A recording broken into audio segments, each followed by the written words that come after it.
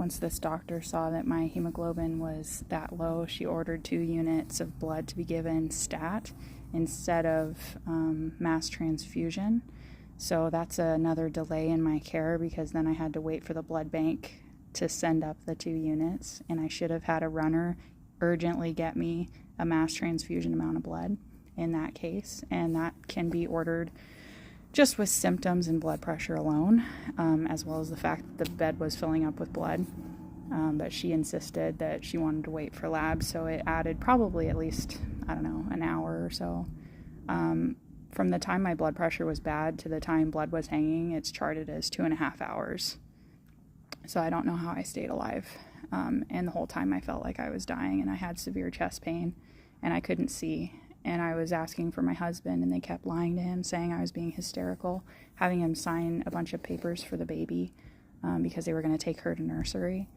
And I finally got him next to me, and I said, "Do you understand how severe this is? I'm going to die."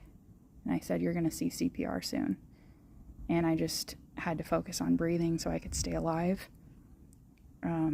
Finally, they did hang one of those units of blood to gravity. No heater, no, pressure bag, nothing to squeeze it into me fast.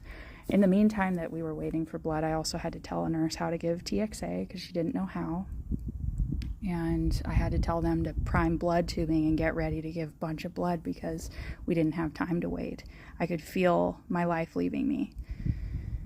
And I'm sure they didn't understand how severe it was because I was very alert this entire time. And I think it's because of my anxiety and my awareness of my own body that I still had enough blood pressure to keep me alive and not let me completely panic and let go of life. A rapid response was finally called. I had asked for one for the entire time I was waiting for blood.